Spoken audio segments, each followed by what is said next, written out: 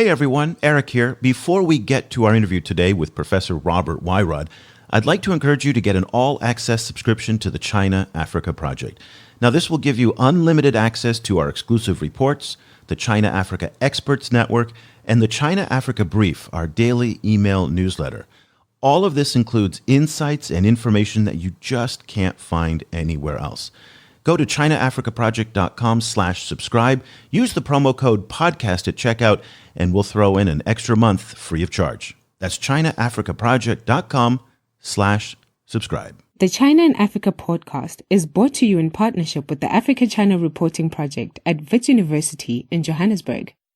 The ACRP promotes balanced, considered reporting on Africa-China relations through innovative training programs held throughout the year. More information at africachinareporting.co.za. Hello and welcome to another edition of the China in Africa podcast. I'm Eric Olander, and as always, I'm joined by Cobus van Staden, a senior China-Africa researcher at the South African Institute of International Affairs in Johannesburg, South Africa. A very good afternoon to you, Cobus. Good afternoon. Cobus, we constantly read about the huge amounts of money flowing from China into Africa. All the FOCAC money, $60 billion. We talk about investment money, hundreds of millions of dollars, billions of dollars. Yet that number feels very abstract at the end of the day because we almost never, and at least you and I, maybe other people do, but we don't talk at all about the impact that that money has on the ground in African communities. Obviously, people say, well, investment is good, aid is good, development is good, but it doesn't really look at how it impacts and changes people's lives in particular communities. How is the Chinese money changing things for the better, or is it in some cases actually exacerbating existing strains and tensions that happen in society? So it's something that we're going to look at today, and we're going to go to a very particular part of Uganda to talk about it because I think it's very interesting, and we're going to hear some contrarian views tonight on development. And that, to me, is what's going to be very, very interesting, is to hear a different side of the China-Africa story, particularly as it relates to development. Yes, I mean, you know, when one is in the African development space, so frequently these things turn into complete abstractions. You know, that people talk about the need for job creation, for example, and then they throw out how many hundreds or thousands of jobs were created by a particular project. But we very seldomly get a glimpse into what those jobs are actually like when you do them day to day. And we also don't get a real glimpse into the different ways of thinking about development that then shape these development projects. You know, like there's whole discourses of development about what development is and what it isn't, what it should look like and what it shouldn't look like. And those ideas then shape what kinds of projects get implemented. And very different ideas mean very different projects on the ground. Cobus, it's very interesting that you point that out because the paradigm of aid and development in many senses has been shaped by the traditional donors, the legacy donors in the United States, Europe, and Japan. And China often doesn't fit into that. And that's going to be the area that we're going to focus today, is comparing what the Chinese are doing and this idea of developmental pragmatism. And that came up in a paper by Professor Robert Wyrod, who is an assistant professor in the Department of Women and Gender Studies and the International Affairs Program at the University of Colorado in Boulder. He's also a sociologist interested in gender, sexuality, and social change in the developing world, and the author of In the General's Valley, China, Africa, and the Limits of Developmental Pragmatism, a paper that came out a couple months ago. Robert, thank you so much for getting up early for us. We really appreciate it. It's my pleasure. Thank you both for having me. It's a real pleasure to be here. Well, we really enjoyed your paper, and in part because you took a very contrarian view on a number of different issues, which we're going to delve into later in our discussion. But first, I'd like to talk about how you did your research in setting up the village of Capua, which is in Uganda's General Valley, and it's about 40 miles or about 60 kilometers from Kampala. And it's a place where the Chinese-funded Ugandan Liaoshen Industrial Park is being built. And you went there, and this thing is, by Ugandan standards, it's got to be enormous because with a budget of $600 million, that's a lot of money there. Why don't you tell us a little bit about Capua and the research that you did that went into this paper so we can get a little bit of a better understanding of the context for which you're studying the Chinese and their development programs. Sure. So Kapeka is, as you said, it's a classic southern Ugandan village, just about an hour and a half or 2 hours drive from the massive burgeoning capital city of Kampala. And it takes about, an hour to get out of Kampala. And then you have another hour's drive through this beautiful southern Ugandan, bucolic, green rolling hills. And you are traveling on a relatively new paved road that was actually paved by a Chinese state-owned company. And when you reach the end of the paved road, you get to the center of Kapeka. And like most southern Ugandan villages, it has a tiny little downtown almost, where there's two streets that cross, and there's little shop fronts, and it almost looks like a microscopic town. And then out for, many miles surrounding that town are small family farms that kind of stretch through this beautiful rolling countryside. And into just the northwest of the downtown circle, you enter a particularly beautiful valley that is kind of framed by these, 1,000-foot peaks. It's lush and green. And that's the valley where this industrial park is being built. And I first visited Kapeka in 2015. And at that point, this project, the Uganda Liaoshen Industrial Park, was just beginning. And there were a small maize mill, there was a small brick factory. And just about every year or so, I've been visiting there, and I've watched the that valley slowly transform into what now starts to look like an actual industrial park. There are currently 3 large factories that are operating, employing hundreds of men and women.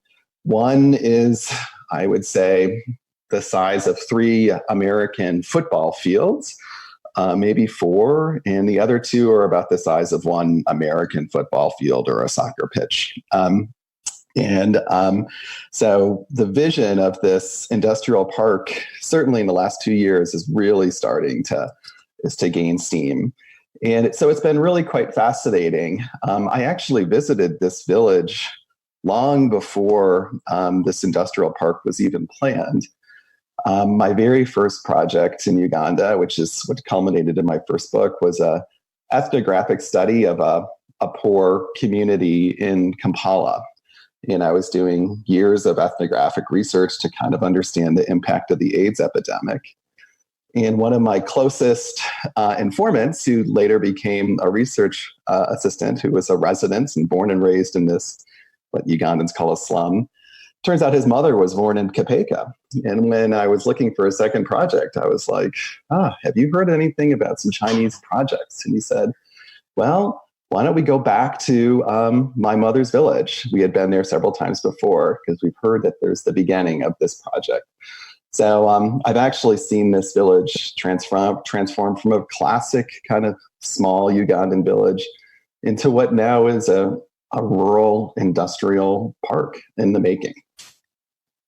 And you mentioned in your article that there are significant Chinese interests involved in setting up these factories, and then also significant interest from the ruling elite in Uganda. Could you lay out the kind of cast of characters of who controls this valley?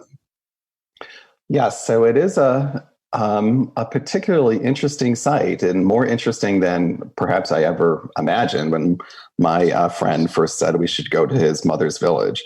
So unlike other large Chinese partnerships with African governments, this is not a partnership between the central government of China and the Ugandan government, but a partnership between a provincial government, the Liaoning province government in China, and the government of Uganda. And then there are 2 large Chinese-based or Chinese private investment groups that are involved. And so it's a very interesting case study of the role that a kind of coalition between an African government, a Chinese provincial government, and then Chinese private investors are playing in a particular development project. And as you alluded to, there's a particularly interesting kind of twist with the Ugandan government. So the land that the industrial park is being built on is actually owned and controlled by the brother of the current president. So the president is Yoweri Museveni. He's been in power since the mid-'80s. And his brother, his name is General Salim Saleh. He's a very high-ranking military official and arguably one of the top three most powerful people in the country. The land in Capua is actually formally he owns the titles to the land. And so he has been instrumental in kind of creating this partnership with Chinese investors. He leases the land to the Chinese businesses. And so there's a way in which not only is the government of Uganda involved, but the first family is deeply involved with this project. And I do research at a couple other sites as well. And this isn't an anomaly. At one of my other sites, it seems like the first family can have a very strong role in kind of being involved in these projects and Chinese-Ugandan partnerships. And you mentioned in your article that there are significant Chinese interests involved in setting up these factories, and then also significant interests from the ruling elite in Uganda. Could you lay out the kind of cast of characters? Who controls this valley? Yes, so it is a particularly interesting site, and more interesting than perhaps I ever imagined when my friend first said we should go to his mother's village. So unlike other large Chinese partnerships with African governments, this is not a partnership between the central government of China and the Ugandan government, but a partnership between a provincial government, the Liaoning province government in China, and the government of Uganda. And then there are two large Chinese-based or Chinese private investment groups that are involved. And so it's a very interesting case study of the role that a kind of coalition between an African government, a Chinese provincial government, and then Chinese private investors are playing in a particular development project. And as you alluded to, there's a particularly interesting kind of twist with the Ugandan government. So the land that the industrial park is being built on is actually owned and controlled by the brother of the current president. So the president is Yoweri Museveni. He's been in power since the mid-'80s. And his brother, his name is General Salim Saleh. He's a very high-ranking military official and arguably one of the top three most powerful people in the country. The land in Capua is actually formally he owns the titles to the land. And so he has been instrumental in kind of creating this partnership with Chinese investors. He leases the land to the Chinese businesses. And so there's a way in which not only is the government of Uganda involved, but the first family is deeply involved with this project. And I do research at a couple other sites as well. And this isn't an anomaly. At one of my other sites, it seems like the first family can have a very strong role in kind of being involved in these projects and Chinese-Ugandan partnerships. It's interesting because your research project seems to encompass so many of the themes of the China-Africa relationship that go unspoken. The fact that we often talk about the Chinese, and most people, when they think the Chinese, they think of the central government, Xi Jinping, Beijing. And in fact, the fact that Liaoning province is the one that's doing this is indicative of the real growth in provincial engagement. The governor of Zhejiang province, for example, was just doing a tour of Africa. But the interesting part is that they do still, regardless of whether it's the central or the provincial government, tend to prefer to engage with elites, as in the case of Museveni's brother. I thought that was absolutely fascinating. Now, let's dive into the research, and this is where you start to take some pretty strong opinions, which I'm also going to be interested to hear what the reaction was to some of these opinions. Let me quote you something that you wrote. You said, your fieldwork in the General's Valley revealed that the China-Uganda project to date have been enmeshed in a wide range of social inequities, or inequalities, sorry. At times, these projects have explicitly exploited existing social tensions, especially along lines of ethnicity, while buttressing political power imbalances. They have also created new inequities, in particular class distinctions and dramatically amplified racial tensions. Walk us through, that's a lot. Walk us through some of that about how the Chinese are coming in with investment and exacerbating tensions on the ground within Ugandan society. Sure, happy to do that. And I guess this is partly my orientation as a sociologist, especially a sociologist who does more ethnographic research. I guess sociologists tend to always be very attentive to issues of power and how they play out in everyday life, and the assumption that there's always going to be social inequalities. And so any project, whether it's a Western development project or a Chinese development project, is kind of entering a space where there's already power imbalances. And so to me, it's a fascinating question to think about how a new actor, a relatively new actor, may be helping to ameliorate some of those power dynamics or inequalities, or maybe exacerbating them in new ways. So actually, it's one of the things I'm most interested in the China-Africa relationship, is kind of coming in with the assumption that there's always going to be inequalities. And so what happens?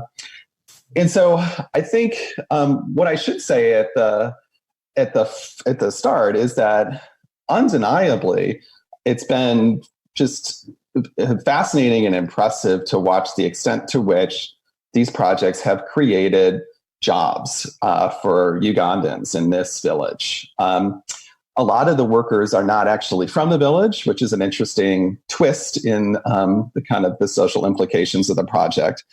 But it has been kind of amazing to watch how in a span of a few years, a village that was basically the only income was subsistence agriculture. We're hoping to get a little surplus agriculture to sell, maybe shopkeepers, has created a whole cadre of factory workers, men and women, that didn't exist before. So I think the Chinese kind of investors deserve credit for that, and the Ugandan government. The kind of more pessimistic side of the story is, I think, really thinking about, what are those jobs like in everyday life? What is it really like to be a worker at the factory that's producing, well, in one case, mango chips or floor tiles? What are the conditions like? How do people feel about that? And I'd say generally what I found is one of the most prominent themes is that both men and women who are employed at these factories feel like the labor conditions are abusive on a lot of different levels. They feel like they're expected to work unreasonably long hours for relatively low pay. They feel that they have really unfair penalties if they miss work. There's a lot of demeaning treatment of workers that has often kind of racial overtones. And so the overall sense I got from men and women is that, yes, these are jobs that they wouldn't necessarily have otherwise. Some of them traveled from hundreds of miles away to take these jobs, but that they are jobs that have a very finite kind of life for them. They can't keep in these jobs for too long because they just get too burned out. And they see these as kind of temporary forms of employment that don't necessarily lead anywhere, and kind of an overall sense of frustration about why these jobs can't be better, why the wages can't be better, why the hours can't be shorter. And so I was surprised. I'm pretty familiar with the Ugandan context. I've been doing research there since 2003. And so, this The extent to which decent paid work is so rare across the country. There really is entrenched poverty, especially in rural areas. I thought people would be more content with the work, given that it was relatively steady. And so I was surprised to see how frustrated and burned out a lot of the workers were.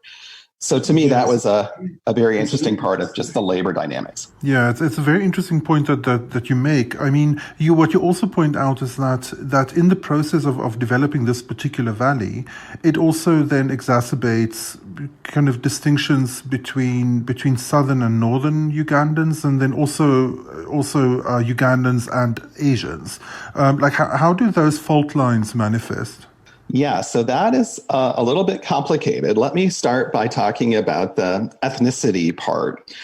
So the village is located in the southern part of Uganda, and for many decades, for a wide variety of reasons, the southern half of Uganda has been relatively more prosperous and has experienced more development than the northern part of Uganda.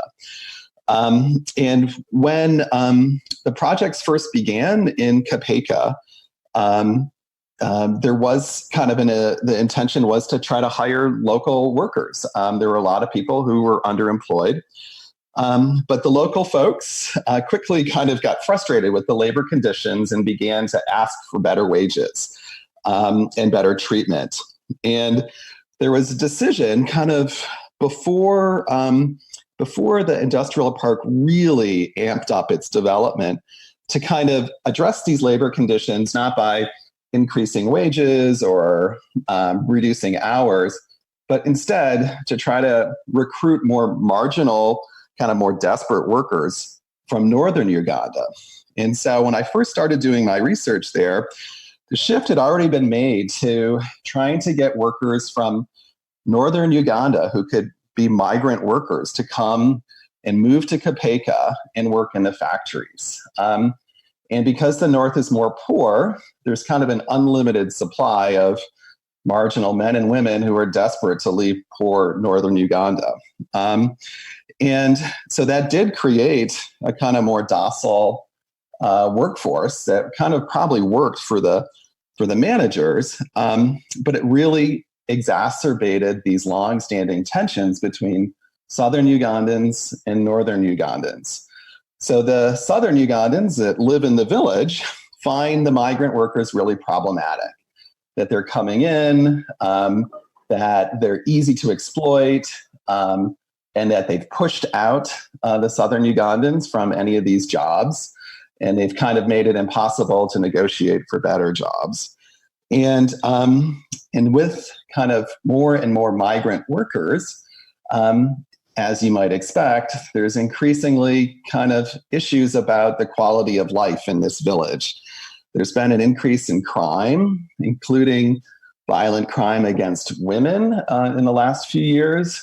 And I found that, the narrative that's about this crime is that these migrants from the north who are coming in, who are not as kind of disciplined, are desperate, that they're kind of increasing crime in the area. So there's a sad way in which, by exploiting these ethnic divisions, the Chinese managers have actually exacerbated or amplified ethnic divisions among Ugandans. Can I just challenge you a little bit on this, just for the sake of argument and playing devil's advocate here?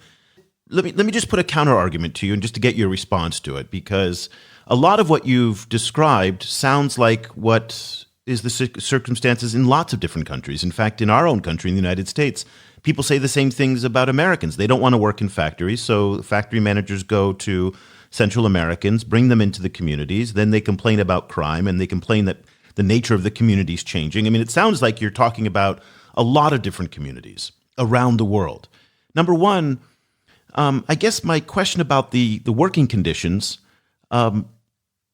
is it possible that because this was a rural community, an agrarian community, this was not a community that has a history of industrial work or factory work, that the people are unaccustomed to working in factories?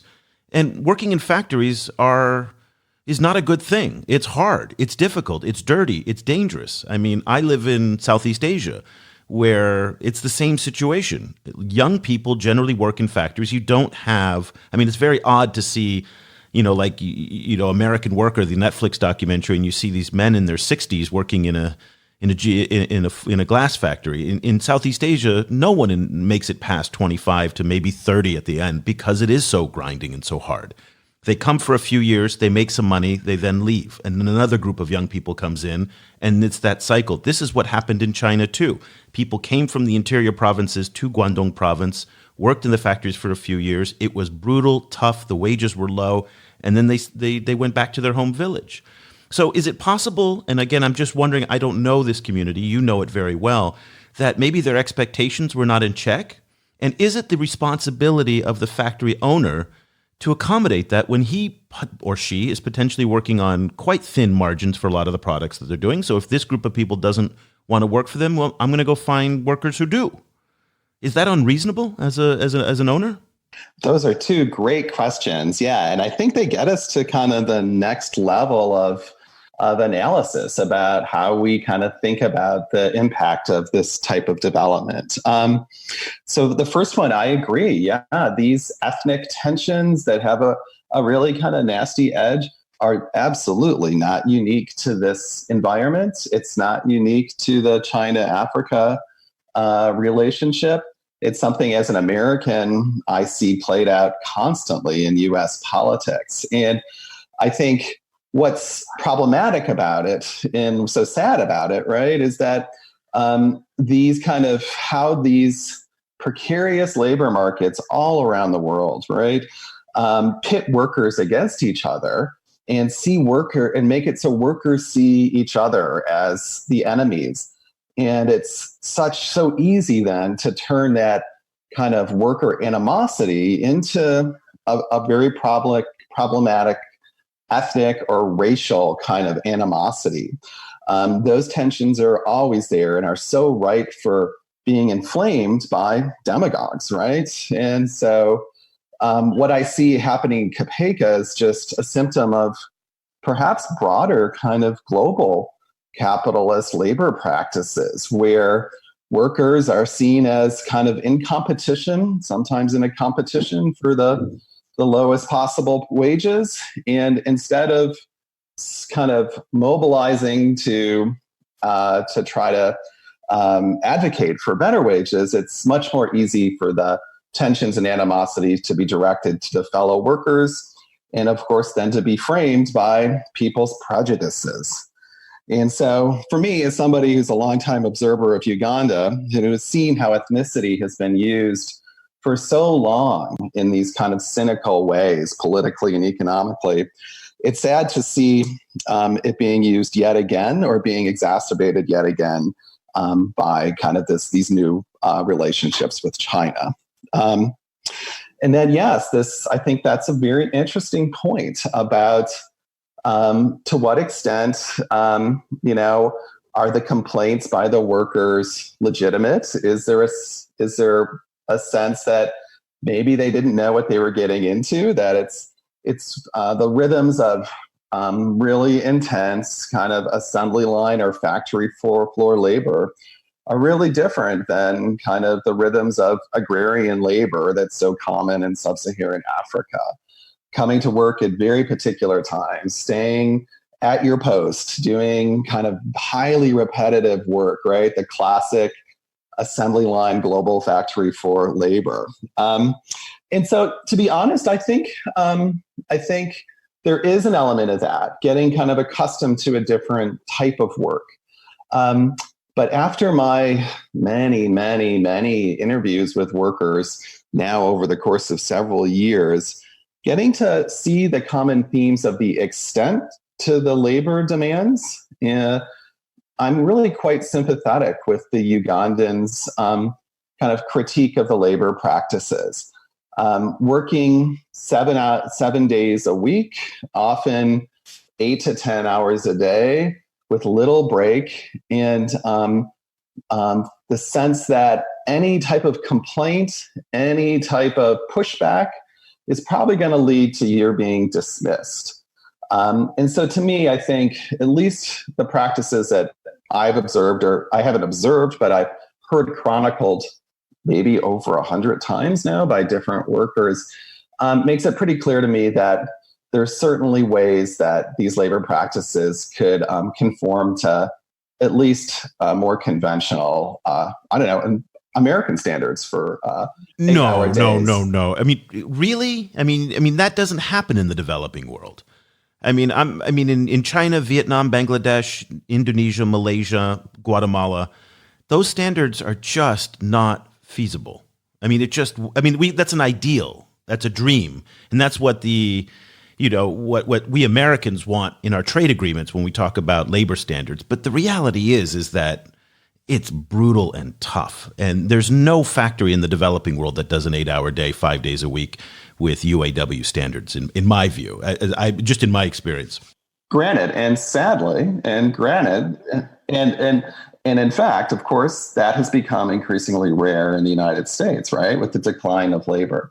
But I think the danger, of course, then becomes framing this in very kind of binary terms, that it's either an idealized, unattainable kind of 1960s 8-hour day with union wages, or it's a 70-hour week with the worst possible wages and no labor protections. And I think, of course, there's a massive spectrum of labor practices in between that. And I think framing it as either or, of course, as we all know, right, is deeply problematic, because it becomes a choice between either an ideal that's unattainable or an actual practice which is deeply problematic that could be amended in many ways. And the other thing I think is important to raise, right, and I think this gets to the bigger issue of what type of development China is involved with in Africa.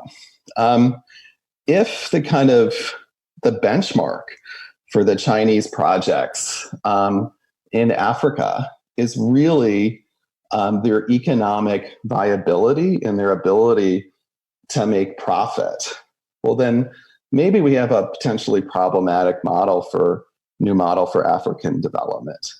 If the factories in Capua can only kind of work economically for the owners and managers, if they're kind of predicated on these kind of problematic labor practices, then are they a net good, especially for the Ugandans? And I think that's kind of the perspective that I keep coming back to. What is the impact for the Ugandans themselves, and how do the Ugandans themselves feel about it? And there's just one other tiny twist that relates to the racial dynamics that I think it's good to underscore, that when you're talking about labor and kind of labor practices in sub-Saharan Africa, there's always this kind of shadow of racist framings of Africans as lazy and unwilling to do hard work. And I do think this can easily become part of these dynamics about whether or not Ugandans should push back or be critical of labor practices they see as excessive. Because of the long history of racist kind of colonial framings of Africans as lazy, it becomes quite easy to dismiss Africans' claims of labor abuses as just Africans' unwillingness or inability to work hard. Yeah, I mean that's a really important point, a very interesting point. I guess then it becomes a question. You make the distinction between idealist, Western traditional idealist styles of development and the Chinese pragmatist approach to development. On the pragmatist side, it then also becomes a question to which extent Uganda and or other African countries are willing to or able to, compete with places like Southeast Asia, in the kind of international marketplace of cheap labor, and whether that cheap, manufacturing based on cheap labor model, which is pushed by many development experts and multilateral institutions around the world, Asian and non-Asian ones, whether that makes sense for Africa, and if not, then what else does? Could you get a sense of how to which extent is this local situation that you encountered in Uganda, to which extent is that expandable or applicable to, say, Ethiopia, which is really jumping very enthusiastically into this kind of manufacturing model, also on the back of extremely low wages and very tough working conditions, and how they compare to places like Bangladesh, or other kind of which are now frequently kind of held up in African circles anyway as these kind of champions or like examples of countries that are actually attaining development through this model. Yeah, that's a fantastic question, and it gets at kind of the complexity of this issue, even just within Africa. Where we see places like Ethiopia that have really benefited a lot from a ever-increasing kind of deeper relationship with China, and have had some real success stories, it seems, from what I know. And I guess the point I'd like to make around that is, I think the Ugandan case is interesting because it has some of the specificities of the Ugandan case. It has a very powerful president who tightly controls kind of economic development in the country. It has its own peculiar histories of inequalities and racial and ethnic tensions. And I guess my fear with the Chinese development model, which in my view is so focused on economic development almost exclusively, is that it becomes a real one-size-fit-all to African development. The notion that, if a special economic zone for industrial kind of production worked really well in Ethiopia as a partnership with China, then why don't we just replicate that model everywhere? And I think that kind of narrow economic development focus, comes with all of these pitfalls, right? It allows powerful players within countries to take advantage of that, and doesn't provide any kind of mechanisms or checks and balances about, well, what if this generic model of economic development is creating these problems because of perhaps the country's context or the regional context. And I feel like kind of thinking about China-Africa relations in this broader frame of development is important just because of that it forces us to kind of think about, what are the impacts of these projects, these partnerships beyond narrow economic growth goals, kind of economic or business goals, and how we can build in mechanisms to address some problems that might emerge with too narrow of an economic focus. So I don't know if that exactly answered your question, but I think it raises this broader question of what is China doing in Africa as a development actor? What are the possibilities and what are the problems with the model that's, in my mind, quite distinct from the Western development model? Yeah, it's interesting that you're talking about this idea of, the templating of development. And it brings me back to the days that I was living in Kinshasa, and I would we'd go out for drinks with Western aid workers. And these are Western aid workers, they're, white people who, don't speak the language, don't really understand the local culture. And I would say, well, how do you guys implement anything? Well, we've got, this worked in Mali, so we're going to bring it here. We did this in Haiti, we're going to bring it here. And it's so interesting that I think countries bring with them what they know. And it's impossible for them to know all the different details of the different countries and cultures. So in the West, it was this idea of, well, this worked in Mali, so therefore we're going to bring it to Congo. And I think the Chinese, from what you're saying, seem like they're doing the same thing. And we've talked about this on previous shows where the Chinese really believe in their own development history. So they kind of rose up with special economic zones. They rose up without a whole bunch of aid. They got some aid, but it was a lot of resource for infrastructure financing from the Japanese, as Deborah Browdegum has written extensively about, and they're bringing that to Africa. So it's what they know as opposed to kind of doing something different. But I guess I just wonder how much of what you're seeing happened in Uganda is a consequence of the Chinese development model, and how much of it is really a reflection of just the exploitations of global capitalism? That is a great question. Yeah. And it's a kind of ironic question, given that we're talking about China-Africa partnerships. I guess, would it be any different if it was an H&M factory that's there cranking out, fast fashion, which of course is highly exploitative? I mean, just go to Bangladesh, look at what the Gap, H&M, all these companies are doing.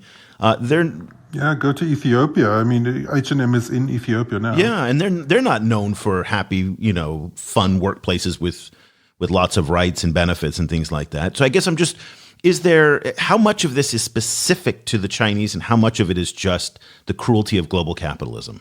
Yeah, that's a great point. And yes, I mean, especially from your vantage point in Southeast Asia, right? We have decades of kind of labor abuses that were often kind of tied to sweatshop labor that was creating apparel for universities in the United States, and a long history of trying to push back against that to try to reform global capitalist production practices that were very much emanating from the West. And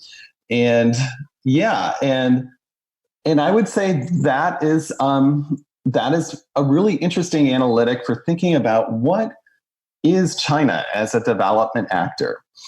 Is China, is it problematic to even think of them as doing development in Africa? Should we just think of them as a source of transnational capital, and that they're just trying to expand their, domestic production base, have it go global, and in the process, kind of expand that kind of industrial capitalist model to their to places like sub-Saharan Africa? And I think it's important to realize that a narrow focus on kind of economic development does have a lot of overlap with, the way in which transnational capitalist production has been happening since the 80s globally, right? So there's a way in which what China's doing in terms of, trying to develop a kind of a business-oriented industrial base in places like Uganda shares a lot with kind of the transnational spread of global capitalism, and brings with it these very predictable labor problems of exploiting workers and kind of a race to the bottom. But I think if we only saw China that way, I think we're really missing a whole different component of the China-Africa relationship. And I think it's important to think about what China's doing, not just as kind of global capitalist kind of business expansion, but very much framed within this kind of broader kind of rubric of development. Certainly, the Chinese central government really talks about its partnerships with sub-Saharan African countries as these South-South partnerships that are helping, hopefully, Africa to develop in a way that China did. They do provide kind of not just capital, right, but loans with sometimes generous terms, forgiving loans on occasion. There really is a way in which what's happening between China and sub-Saharan African countries is very much explicitly talked about as development. And to me, as somebody who's concerned about the impacts of these new relationships, that's important, because I think if we frame this as a debate about how to do development, it brings to the foreground issues other than simply economic growth. It brings to the foreground issues of social inclusion more broadly, how ordinary people can benefit from these new relationships. And it puts, I think, more pressure both on African governments and Chinese players to kind of do more than transnational capitalist growth, to actually do development, to address social inequalities as part of their efforts to improve economic growth. So I guess for me, I completely agree. There's much overlap in the way in which I see China doing their work, their partnerships. There's a lot of overlap with transnational capitalism and the problems that emerge. And I think part of the challenge is trying to get the conversation more explicit about China as a very powerful development partner that wants to kind of gain some status and global recognition for helping poor countries. And that comes with responsibilities to promote not just economic growth, but I think social inclusion and equality as well. The paper is In the General's Valley, China, Africa, and the Limits of Developmental Pragmatism. It's a very, very provocative piece of writing. We'll have links to it in the show notes. We didn't even get to, there was a Foucauldian discourse, and I wanted to talk about Foucault because I have not talked about Foucault for 25 years since I was in college. But don't be intimidated by the presence of Foucault in the paper, everybody. It is actually a very, very accessible paper. It's written by Robert Wyrod, who's an assistant professor in the Department of Women and Gender Studies, and also the International Affairs Program at the University of Colorado in Boulder. Are you guys the Bison or the Buffaloes, right? Yep, exactly. Oh, that's the mascot of the team. And he's a sociologist interested in gender, sexuality, and social change in the developing world with an expertise, obviously, on what the Chinese are doing in Uganda. Robert, thank you so much for joining us. We really appreciate it. It was a great discussion. Thank you so much. It was so fun to think through all these issues with you and the wonderful, provocative questions as well. So thank you both so much.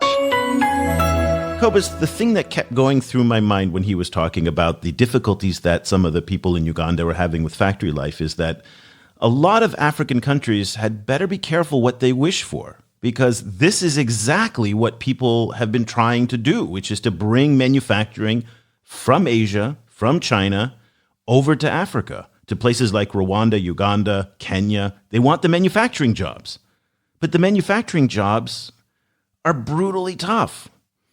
And I'm just not sure there's going to be an enormous amount of sympathy for African demands on better labor conditions, as ideal as it might be, when in fact here in Southeast Asia and in South Asia, people for decades and to this day are dealing with probably much worse conditions. So, I mean, this sounds horrifically cruel on my point of view, but it's just the nature of what global capitalism is today. And the fact that there is no transparency in a lot of African governments, and there's no accountability in African governments for better governance and for better working conditions, I'm not sure that we can really expect to have what he talked about, U.S. standards of manufacturing labor. Those conditions. So I don't know. Be careful what you wish for, because it's really tough. Yeah, especially considering that the U.S. itself frequently doesn't have those standards anymore. Less and less, yeah. And it's really, really complicated question, because on the one hand, if you're in an African context, then if you speak to government officials, they're like, go. Like, the more job creation, the better. The more manufacturing, the better. That's essentially, there's almost this kind of tunnel vision about the need to build manufacturing.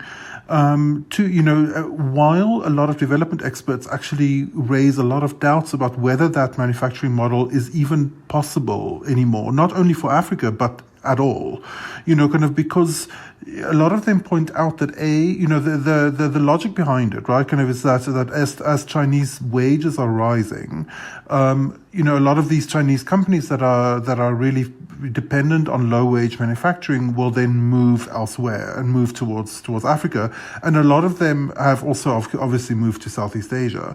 Now the problem is that the Southeast Asian companies are working pretty well. There's a lot the manufacturing that's happening there is happening very fast and very effectively. And the wages there are rising, but not as quickly. But the larger problem is AI and automation. So a lot of those jobs aren't moving to Africa. They're not moving anywhere. They're just simply being replaced by robots. So you have that problem. On the other hand, you also have the inherent environmental nightmare that is the manufacturing everything in China and ship it everywhere. Using low grade, kind of very polluting machine oil for your ships in the process. So as African development experts are pushing this kind of job creation via manufacturing narrative, a lot of development experts and economists the world over is starting to talk about de-development and trying to push back the very concept of development in order to not have a widespread environmental collapse. So it's happening at this debate is happening at this very, very interesting moment. And what worries me is that to a large extent, the African side of this debate seems to be siloed from the rest of the world. Well, I guess my question for you is that so much of what you're talking about, and I don't mean any disrespect to you, it's to the ideas, sounds like to me just highfalutin academic think tank, ivory tower type of mishmash. Because at the end of no, and I don't mean any disrespect here, but at the end of the day, this whole idea of deindustrializing sounds great, but when you have a population that's going to grow by 300 million people, what are these people going to do for jobs? And if it's not manufacturing, then what is it? Yes. And that's, I think, where people latch onto, and they see what's happened here in Southeast Asia. And they go, okay, this makes sense. Vietnam's a country of 94 million people. A lot of 18-year-olds are now in factories. That makes sense. Money's going back to the countryside, building houses, generating revenue for the economies and whatnot. China, that was their development path. Taiwan, Hong Kong, there are plenty of examples of this. What you're talking about isn't quite there yet. On the AI part of it, what a lot of manufacturing people will tell you is that in certain fields, it's already starting to come. But in making shoes, textiles, and low-tech type of products, it's going to be a long ways away. Irene Yuan's son, she wrote a great book. She's at the Center for Global Development now. She wrote a book on Chinese manufacturing. She talks about the companies who make flip-flops and make porcelain and things like that. They're never going to go to AI. Human fingers for a long time will still be cheaper, easier, and more malleable and easier to abuse in many respects than obviously a computer or a robot. And there's going to be a demand for that for a very, very long time. But will Africa be ready for the type of grueling work that comes with manufacturing economies? That's not to say that anybody is lazy or whatnot, but it's just, as I think one of the things is that when you go from an agrarian economy to a manufacturing economy, for a lot of people, that's a very dramatic culture shift. And I guess you have experience out in this side of the world, Cobus, and I just wanted to ask you what is potentially a very sensitive, volatile question, but it is something I'll put on the table. Do you believe that, no, let me rephrase this. Is it possible that Confucian Asian cultures, which are very hierarchical, very much top-down, there is no complaining and there is no protesting, you do what you're told to do, that is very much how it works in this part of the world, is better suited for manufacturing than it is some of the diversity of African cultures that don't have that same type of discipline that we see here in East Asia? Am I getting into weird space there, or is there something cultural there that makes manufacturing easier in this part of the world? It's such a difficult question, and it's because it's so easy to kind of stumble over into cultural. Yeah, and I certainly don't want to go there. I genuinely don't want to go there. Yeah, I mean, I think kind of mass manufacturing models, they're inherently hierarchical, but they have managed to jump up in lots of different kinds of cultures, and they are rapidly kind of establishing themselves in Africa too. So I tend to think that for me it lies a lot more in the shift from agrarian to manufacturing as two different kind of political culture, like economical cultures, rather than any kind of essential kind of point that can be made about African culture versus non-African culture, especially because there's so many different African cultures involved as well. That said, I think in discussing the cultural elements do come in. So for example, like one of the things that one hears relatively frequently with labor anthropologists who do this kind of work in the China-Africa space is Chinese overseers, or Chinese overseers is a very loaded word. Chinese managers complaining, for example, about African workers insisting to go to church for hours on end over the weekend, For example, that's just something that's not, a cultural thing that's in Africa, that's not in China, and those cultures just haven't developed the vocabulary to negotiate a kind of a shared space where those rituals can still be practiced and the factory runs at the same time. So I think those spaces of negotiation seem to be lacking in this case, and it seems to me that at the moment the natural kind of group of people who would be jumping in there into that gap and trying to negotiate some kind of settlement between the African workers and the Chinese factory owners would be the government, and they seem to be abdicating a lot of their work. So let me just challenge my own question that I just put forward to you. Obviously, South Africa has a very robust manufacturing sector and has done very well. I was just watching your president today at a summit, and he was talking about 250,000 people in the automotive sector. Morocco is also building a very robust automotive manufacturing sector as well. So there are some really great case studies in Africa for manufacturing economies, and I think that would be interesting for us to kind of look at going forward as well. So, okay, that will do it for this edition of the show. Once again, a reminder to everybody, we are doing a daily email newsletter that goes out. It's a subscription service. It's getting really, really good reviews. It's going out to senior government officials, going out to NGOs. We've got policymakers, think tank people on it, defense, military folks who are reading it now. Some subscribers, even coming from within the Chinese government, are looking at it. This is the kind of thing that it's a digest of the day's top stories. It's heavy, it's thick, it's meant for practitioners in the business. If you rely on China or Africa or China, Africa and development, this is a thing that you're going to want. And if you're not getting it, you're not reading what other people are reading who are very, very influential. So we're really trying to encourage people to sign up for this. You can subscribe for it. We have student rates available. We also have, you can subscribe monthly or annually. Just go to our website, www.chinaafricaproject.com/subscribe. Cobus and I are working on that every day. A subscription also gives you access to our website as well. Some of the content on the website is free, like this podcast or student exchange, but a lot of it is now behind a paywall. So our news feed, the experts network, our analysis that Cobus is editing, all of that is behind the paywall. You get a few pages every month. So if you go there and you're not hitting the paywall, that's just because you haven't hit it enough.